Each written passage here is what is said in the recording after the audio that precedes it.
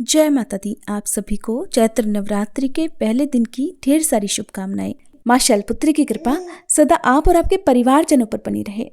आज की इस वीडियो में आप सुनेंगे माँ शैलपुत्री की कथा, श्री दुर्गा चालीसा पाठ और आरती।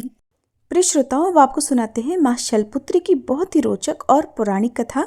आप सभी प्रेम पूर्वक और धैर्य के साथ इस कथा को पूरा अवश्य सुनिएगा। माँ शैलपुत्री आपकी हर मनोकामना पूर्ण करेंगी।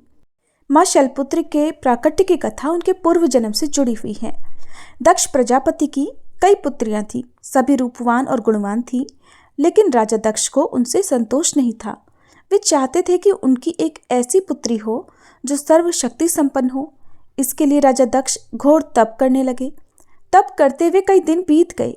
तब राजा दक्ष की तपस्या से प्रसन्न होकर माँ भगवती ने उन्हें दर्शन दिए और कहा कि मैं तुम्हारे तप से प्रसन्न हूँ। मैं स्वयं तुम्हारे यहाँ तुम्हारी पुत्री के रूप में जन्म लूंगी और तब मेरा नाम सती होगा। इसके बाद माता भगवती ने सती के रूप में राजा दक्ष के यहाँ जन्म लिया। माता सती दक्ष की सभी पुत्रियों में अलौकिक थीं। बचपन से ही उन्होंने अपनी माया दिखानी शुरू कर दी थी, जिसे देखकर राजा दक्ष भी विस्मय में पड़ जाते थे। धीरे धीरे माता सती विवाह के लायक हो गई तो दक्ष प्रजापति को उनके विवाह की चिंता होने लगी। उन्होंने श्री ब्रह्मा जी से परामर्श मांगा। तब परमपिता ब्रह्मा जी बोले कि सती भगवती देवी का अवतार हैं, वे आदि शक्ति हैं और शिव जी आदि पुरुष हैं। इसलिए शिव जी के अलावा देवी सती से विवाह के लिए कौन उचित होगा। परमपिता की बात मानकर दक्ष प्रजापति ने सती का विवाह भगवान शिव के साथ कर दिया और तब देवी सती कैलाश में शिव जी के साथ रहने लगी। राजा दक्ष भगवान शंकर से विरोधाभास रखते थे और एक बार ब्रह्मा जी ने एक सभा का आयोजन किया। उस सभा में भगवान शंकर भी ध्यान लगाए बैठे थे। जब राजा दक्ष वहां पहुंचे तो सभी ने खड़े होकर उनका अभिवादन किया, किंतु शिव जी तो ध्यान में मगन थे। उन्होंने न दक्ष को देखा और न खड़े हुए, जिस कारण प्रजापति दक्ष ने इसे अपना अपमान समझा। केवल इतना ही नहीं, उनके हृदय में भगवान शिव के प्रति ईर्ष्या की अग्नि जल उठी और फिर वे भगवान शंकर से बदला लेने के लिए सही समय और अवसर का इंतजार करने लगे। समय बीतता गया। फिर एक बार राजा दक्ष ने एक विशाल यज्ञ का आयोजन किया। इस यज्ञ में सभी देवताओं और मुनियों को बुलाया, किंतु भगवान शिव से वैर होने के कारण प्रजापति दक्ष ने भगवान शिव को उस यज्ञ में आमंत्रित ही नहीं किया। इधर जब कैलाश पर्वत पर विराजमान देवी सती को ये बात पता चली कि उनके पिता प्रजापति दक्ष यज्ञ का आयोजन कर रहे हैं, तो वे अपने पिता के घर जाने के लिए भगवान शिव से अनुमति मांगने लगी। तब भगवान शिव ने उन्हें समझाया कि देवी, बिना बुलाए जाना ठीक नहीं है। लेकिन देवी सती को भगवान शिव की ये बात बिल्कुल भी नहीं भाई और वे भगवान शिव से अनुमति लिए बिना ही वीरभद्र को साथ लेकर अपने पिता के घर चली गईं। जब देवी वहां पहुंची तो उन्होंने देखा कि प्रजापति दक्ष के यहाँ होने वाले यज्ञ में तो सारे देवी देवता सम्मिलित हैं। सभी देवता अपनी अपनी पत्नियों के साथ वहां पर पधारे हुए हैं, लेकिन उनके ही पति भगवान शिव वहां पर उपस्थित नहीं है। तब भगवान शिव को वे वहां न देखकर क्रोधित हो उठी। उन्होंने देखा कि उनके पिता भी उनसे सही से बात नहीं कर रहे और उनके मायके में भी उनका विधिवत सम्मान नहीं हुआ। यहाँ तक कि उनके पिता दक्ष प्रजापति उनके पतिदेव भगवान भोलेनाथ को बुरा भला कह रहे थे। ये देखकर देवी सती ने इसे अपना अपमान समझा। अपमान के कारण उनके मन में क्रोध की ज्वाला भड़क उठी। अब उनके पिता दक्ष ने उनको और अपमानित करते हुए कहा कि तुम्हारा पति शमशानवासी और भूतों का नायक है, वो तुम्हें बाघंबर छोड़कर और भला पहना ही क्या सकता है। दक्ष प्रजापति के द्वारा दिए गए इस ताने से देवी सती के हृदय में अब भारी पश्चाताप का सागर उमड़ पड़ा। उन्होंने समझा कि भगवान शिव की बात ना मानकर उन्होंने बहुत गलत किया। एक स्त्री के लिए उसका पति ही सब कुछ होता है।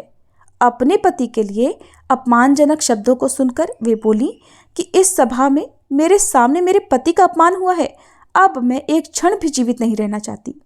देवी सती ऐसा कहते हुए उसी यज्ञ की अग्नि में कूद पड़ी। यज्ञ मंडप में हाहाकार मच गया।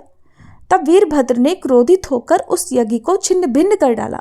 सभी ऋषि मुनि भागने लगे और वीरभद्र ने देखते ही देखते राजा दक्ष का मस्तक धड़ से अलग कर दिया। भोलेनाथ तो बहुत दयालु हैं, वे कभी किसी पर क्रोधित नहीं होते। लेकिन जब कैलाश पर विराजमान भोलेनाथ को इस बात का पता चला कि देवी सती यज्ञ कुंड की अग्नि में जलकर भस्म हो गई हैं, तो उनके क्रोध की सीमा नहीं रही। लेकिन जब वे दक्ष प्रजापति के यहाँ आए तो सभी देवताओं ने उन्हें समझाया। तब भगवान शिव ने दक्ष प्रजापति को क्षमा कर दिया, उन्हें पुनर्जीवन प्रदान किया और उनके अधूरे यज्ञ को पूर्ण कराया। और तब देवी सती के विरह से व्याकुल भगवान शिव ने देवी सती के उस शरीर को यज्ञ कुंड की अग्नि से निकाला और उन्हें अपनी बाहों में उठाकर भटकने लगे। जहां जहां पर भी देवी सती के वे अंग गिरे, वहीं वहीं पर शक्तिपीठ बन गए। इसके बाद देवी सती ने अपने अगले जन्म में हिमालय के घर पर उनकी पुत्री के रूप में जन्म लिया, जिस कारण वे शैलपुत्री कहलाई। प्रिय श्रोताओं, अब तक तो आपने सुनी माँ शैलपुत्री के प्राकट्य की कथा। अब जानिए कि नवरात्रि के व्रत किस प्रकार से प्रारंभ हुए। इसके पीछे जो अद्भुत और पौराणिक कथा है उसका भी रसपान कीजिए। धार्मिक कथाओं के अनुसार एक बार बृहस्पति जी ने श्री ब्रह्मा जी से प्रश्न किया कि हे ब्रह्मा जी, चैत्र और आश्विन मास के शुक्ल पक्ष में नवरात्रि का व्रत और उत्सव क्यों किया जाता है? इस व्रत का क्या फल मिलता है और इसे किस प्रकार करना उचित है? सबसे पहले इस व्रत को किसने किया था? तब बृहस्पति जी के इस प्रश्न के उत्तर में श्री ब्रह्मा जी ने कहा, हे बृहस्पति, प्राणियों के हित की इच्छा से आपने बहुत उत्तम प्रश्न किया है। दरअसल जो मनुष्य मनोरथ पूर्ण करने वाली दुर्गा, महादेव, सूर्य और नारायण भगवान का ध्यान करते हैं, वे मनुष्य धन्य हैं। यह नवरात्र व्रत संपूर्ण कामनाओं को पूर्ण करने वाला है। इसके करने से पुत्र की इच्छा रखने वाले को पुत्र, धन की इच्छा रखने वाले को धन, विद्या की इच्छा रखने वाले को विद्या और सुख की इच्छा वाले को सुख मिलता है। इस व्रत को करने से रोगी मनुष्य का रोग दूर हो जाता है, मनुष्य की सारी परेशानियां दूर हो जाती हैं और घर में सुख और समृद्धि में वृद्धि होती है। बांझन को पुत्र मिलता है, सभी पापों से मुक्ति मिल जाती है और मन के मनोरथ भी सिद्ध हो जाते हैं। श्री ब्रह्मा जी के अनुसार जो मनुष्य इस नवरात्र व्रत को नहीं करता, उसे जीवन में अनेकों दुख भोगने पड़ते हैं और वह कष्ट और रोग से पीड़ित होकर अंगहीनता को प्राप्त होता है। उसकी संतान नहीं होती और वह धन धान्य से रहित होकर भूख और प्यास से व्याकुल भटकता फिरता है और संज्ञाहीन हो जाता है। जो सधवा स्त्री इस व्रत को नहीं करती, वह पति सुख से वंचित होकर तमाम तरह के दुखों को भोगती है। अगर व्रत करने वाला मनुष्य सारे दिन उपवास ना कर सके तो एक समय भोजन करे और 10 दिन बंधु बांधवों सहित नवरात्र व्रत की कथा का श्रवण करे। श्री ब्रह्मा जी कहते हैं, हे बृहस्पति, जिसने पहले इस महाव्रत को किया है वह कथा अब मैं आपको सुना रहा हूं, आप सावधान होकर सुनिए। प्रिय श्रोताओं, आप सब भी श्री ब्रह्मा जी द्वारा सुनाई गई कथा का श्रवण बहुत ही सावधान होकर कीजिएगा। इस प्रकार ब्रह्मा जी का वचन सुनकर बृहस्पति जी कहने लगे, हे ब्रह्मा जी, मनुष्यों का कल्याण करने वाले इस व्रत के इतिहास को आप मेरे लिए कहिए। मैं सावधान होकर सुन रहा हूं। आपकी शरण में आए हुए मुझ पर आप कृपा कीजिए। तब श्री ब्रह्मा जी बोले, प्राचीन समय में मनोहर नगर में पीठत नाम का एक अनाथ ब्राह्मण रहता था। वह भगवती दुर्गा का भक्त था। उसके संपूर्ण सद्गुणों से युक्त सुमति नाम की एक अत्यंत सुंदरी पुत्री उत्पन्न हुई। वह पुत्री सुमति अपने पिता के घर में बचपन में अपनी सहेलियों के साथ खेलकूद करती हुई इस प्रकार बढ़ने लगी जैसे शुक्ल पक्ष का चंद्रमा बढ़ता है। उसका पिता हर दिन माँ दुर्गा की पूजा करके होम किया करता और वह उस समय नियम से उस पूजा पाठ में उपस्थित रहती। बहुत ध्यान से सावधानी के साथ सारी पूजा पाठ देखा करती। एक दिन सुमति अपनी सहेलियों के साथ खेल में लग गई और भगवती के पूजन में शामिल नहीं हुई। उसके पिता को पुत्री की ऐसी असावधानी देखकर बड़ा क्रोध आया और वह अपनी पुत्री से कहने लगा, अरे दुष्ट पुत्री, आज तूने भगवती का पूजन नहीं किया, इस कारण जा, मैं तेरा विवाह किसी कुष्ठ रोगी या दरिद्र मनुष्य के साथ करूंगा। पिता के ऐसे वचन सुनकर सुमति को बड़ा कष्ट पहुंचा और वह अपने पिता से कहने लगी, हे पिताजी, मैं तो आपकी पुत्री हूं, सब तरह से आपके अधीन हूं। जैसी आपकी इच्छा हो वैसा ही करो। राजा से, कुष्ठी से, दरिद्र से या फिर जिसके साथ चाहो आप मेरा विवाह कर दो, लेकिन होगा वही पिताजी जो मेरे भाग्य में लिखा है। मेरा तो अटल विश्वास है कि जो जैसा कर्म करता है उसको कर्मों के अनुसार वैसा ही फल भोगने को मिलता है, क्योंकि कर्म करना तो मनुष्यों के अधीन है, लेकिन फल देना ईश्वर के हाथ में है। जैसे अग्नि में पड़ने से तिनके आदि उसको और अधिक जला उठते हैं, इसी प्रकार कन्या के निर्भयता से भरे हुए वचन सुनकर ब्राह्मण ने क्रोधित होकर अपनी पुत्री का विवाह एक कुष्ठी के साथ कर दिया और अत्यंत क्रोधित होकर अपनी पुत्री से कहने लगा, पुत्री, अपने कर्म का फल भोगो, देखें तुम भाग्य के अधीन रहकर क्या करती हो। पिता के ऐसे कड़वे वचनों को सुनकर सुमति मन ही मन में सोचने लगी, अहो, मेरा बड़ा दुर्भाग्य है जिससे मुझे ऐसा पति मिला। इस तरह अपने दुख का विचार करती हुई वह कन्या अपने पति के साथ घोर वन में चली गई और डरावने कुशायुक्त उस भीषण वन में उन्होंने वह रात बड़े कष्ट से बिताई। उस गरीब बालिका की ऐसी दशा देखकर देवी भगवती ने उस कन्या के पूर्व पुण्य के प्रभाव से प्रकट होकर उससे कहा, हे दीन ब्राह्मणी, मैं तुझसे प्रसन्न हूं, तुम जो चाहो सो वरदान मांग सकती हो। भगवती दुर्गा के ऐसे वचन सुनकर वह ब्राह्मण कन्या बोली, आप कौन है देवी, वह सब मुझसे कहिए। ब्राह्मण कन्या का ऐसा वचन सुनकर देवी ने कहा कि पुत्री, मैं आदिशक्ति भगवती हूं, मैं ही ब्रह्म विद्या और सरस्वती हूं। प्रसन्न होने पर मैं प्राणियों का दुख दूर करके उन्हें सुख प्रदान करती हूं। हे पुत्री, मैं तुझ पर तेरे पूर्व जन्म के पुण्य के प्रभाव से प्रसन्न हुई हूं। तुम्हारे पूर्व जन्म का वृतांत भी सुनाती हूं, ध्यान पूर्वक सुनो। तुम अपने पूर्व जन्म में एक भील की पत्नी थी और अति पतिव्रता थी। एक दिन तुम्हारे पति निषाद ने चोरी की। चोरी करने के कारण तुम दोनों को सिपाहियों ने पकड़ लिया और ले जाकर कारागार में कैद कर दिया। उन लोगों ने तुम्हें और तुम्हारे पति को भोजन भी नहीं दिया। इस प्रकार नवरात्रि के 9 दिन तक तुमने न तो कुछ खाया और न जल ही पिया। इस प्रकार 9 दिन तक तुमसे नवरात्रि का व्रत हो गया। हे पुत्री, उन दिनों जो तुमसे व्रत हुआ उसी व्रत के प्रभाव से प्रसन्न होकर मैं अब तुम्हें मनोवांछित वर देती हूं। तुम्हारी जो इच्छा हो सो मांगो। इस प्रकार भगवती दुर्गा के वचन सुनकर वह ब्राह्मण कन्या बोली, देवी, अगर आप मुझ पर प्रसन्न हैं तो हे दुर्गे भवानी, मैं आपको प्रणाम करती हूँ। आप कृपा करके मेरे पति का कोढ़ दूर कर दीजिए। देवी कहने लगी, पुत्री, उस समय तुमने जो व्रत किया था उस व्रत का 1 दिन का पुण्य पति का कोढ़ दूर करने के लिए अर्पित कर दो। उस पुण्य के प्रभाव से तुम्हारा पति कोढ़ से मुक्त हो जाएगा। श्री ब्रह्मा जी बोले, हे बृहस्पति। इस प्रकार देवी के वचन सुनकर वह ब्राह्मण कन्या बहुत प्रसन्न हुई और पति को निरोग करने की इच्छा से जब उसने तथास्तु कहा, तब उसके पति का शरीर देवी भगवती की कृपा से कुष्ठ रोग से रहित होकर अत्यंत सुंदर और कांतिवान हो गया। अब वह ब्राह्मण कन्या पति की सुंदर देह को देखकर देवी भगवती की स्तुति करने लगी।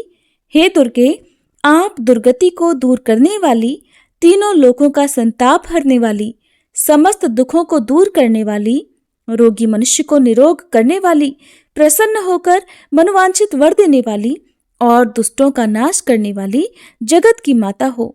हे अम्बे, मुझ निरअपराध अबला को मेरे पिता ने कुष्ठी मनुष्य के साथ विवाह करके घर से निकाल दिया। पिता से तिरस्कृत निर्जन वन में अब मैं विचर रही हूँ। आपने ही मेरा इस विपदा से उद्धार किया है। हे देवी, मैं आपको प्रणाम करती हूँ, आप मेरी रक्षा कीजिए। ब्रह्मा जी बोले, हे बृहस्पति, उस ब्राह्मणी की ऐसी स्तुति सुनकर देवी भगवती अत्यंत प्रसन्न हुई और उस ब्राह्मणी से कहने लगी, हे ब्राह्मणी, तेरे उदालय नामक अति बुद्धिमान, धनवान, कीर्तिवान और जितेंद्रिय पुत्र बहुत जल्दी उत्पन्न होगा। ऐसा वर प्रदान कर देवी ने ब्राह्मणी से फिर कहा कि हे ब्राह्मणी, और जो कुछ तेरी इच्छा हो वो भी मांग ले। भगवती दुर्गा का ऐसा वचन सुनकर सुमति कहने लगी, हे अम्बे मां, अगर आप मुझ पर प्रसन्न हैं तो कृपा कर मुझे नवरात्र व्रत की विधि और उसके फल का विस्तार से वर्णन कीजिए।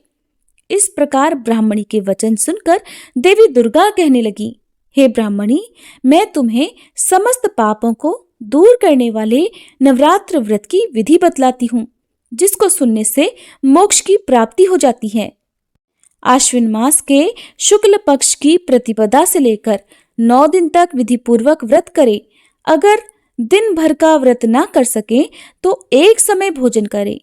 विद्वान ब्राह्मणों से पूछकर घट स्थापना करें और वाटिका बनाकर उसको प्रतिदिन जल से सींचे। महाकाली, महालक्ष्मी और महासरस्वती देवी की मूर्तियां स्थापित कर उनकी नित्य विधि सहित पूजा करें और पुष्पों से विधि पूर्वक अर्घ दें। बिजौरा के फल से अर्घ देने से सुंदर रूप की प्राप्ति होती है। जायफल से अर्घ देने से कीर्ति, दाख से अर्घ देने पर कार्य की सिद्धि होती है। आंवले से अर्घ देने से सुख की प्राप्ति और केले से अर्घ देने से आभूषणों की प्राप्ति होती है। इस प्रकार पुष्पों और फलों से अर्घ देकर व्रत समाप्त होने पर 9वें दिन यथाविधि हवन करें। खांड, घी, गेहूं, शहद, जौ, तिल, बेल, नारियल, दाख और कदम्ब आदि से हवन करें। गेहूं से होम करने से श्री लक्ष्मी की प्राप्ति होती है। खीर और चंपा के पुष्पों से धन की और बेल पत्रों से तेज और सुख की प्राप्ति होती है। आंवले से कीर्ति की और केले से पुत्र की, कमल से यश मान सम्मान की और दाखों से संपदा की प्राप्ति होती है। खांड, घी, नारियल, शहद, जौ और तिल तथा फलों से होम करने से मनोवांछित वस्तु की प्राप्ति होती है। व्रत करने वाला मनुष्य इस विधि विधान से होम करके ब्राह्मण को अत्यंत नम्रता के साथ प्रणाम करे और यज्ञ की सिद्धि के लिए उसे दक्षिणा दे। इस प्रकार बताई हुई विधि के अनुसार जो भी मनुष्य व्रत करता है उसके सारे मनोरथ पूर्ण हो जाते हैं, इसमें बिल्कुल भी संदेह नहीं। इन 9 दिनों में जो कुछ दान आदि दिया जाता है उसका करोड़ों गुना फल मिलता है। इस नवरात्र व्रत करने से अश्वमेध यज्ञ का फल मिलता है। हे ब्राह्मणी, इस संपूर्ण कामनाओं को पूर्ण करने वाले उत्तम व्रत को तीर्थ, मंदिर या फिर घर में ही विधि के अनुसार करें। श्री ब्रह्मा जी बोले, हे बृहस्पति, इस प्रकार ब्राह्मणी को व्रत की विधि और फल बताकर देवी भगवती अंतर्ध्यान हो गईं। जो मनुष्य या स्त्री इस व्रत को भक्ति पूर्वक करती है या करता है, वह इस लोक में सुख प्राप्त कर अंत में दुर्लभ मोक्ष को प्राप्त हो जाता है। हे बृहस्पति, यह इस दुर्लभ व्रत का महात्म्य है जो मैंने आपको बतलाया है।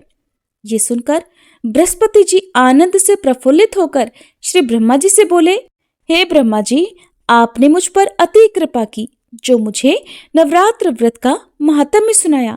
ब्रह्मा जी बोले कि हे बृहस्पति, यह देवी भगवती शक्ति संपूर्ण लोकों का पालन करने वाली हैं।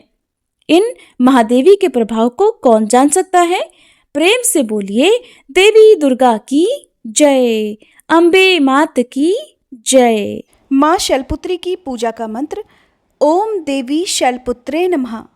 प्रार्थना वंदे वांछित लाभाय चंद्रार्ध कृत शेखराम वृषारूढ़ाम शूलधराम शैलपुत्रीम यशस्विनीम।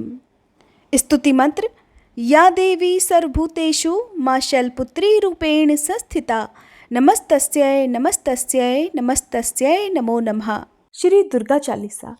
नमो नमो दुर्गे सुख करनी, नमो नमो अम्बे दुख हरनी। निरंकार है ज्योति तुम्हारी, तिहु लोक फैली उजियारी। शशि ललाट मुख महाविशाला, नेत्र लाल भ्रकुटी विकराला। रूप मातु को अधिक सुहावे, दर्श करत जन अति सुख पावे।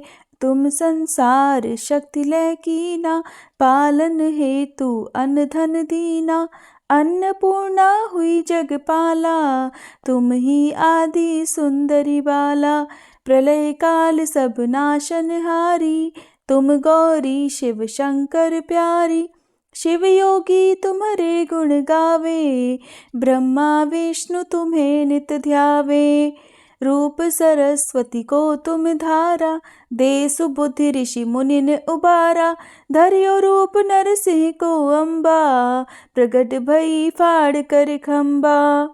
रक्षा करी प्रहलाद बचायो, हिरणाकुश को स्वर्ग पठायो।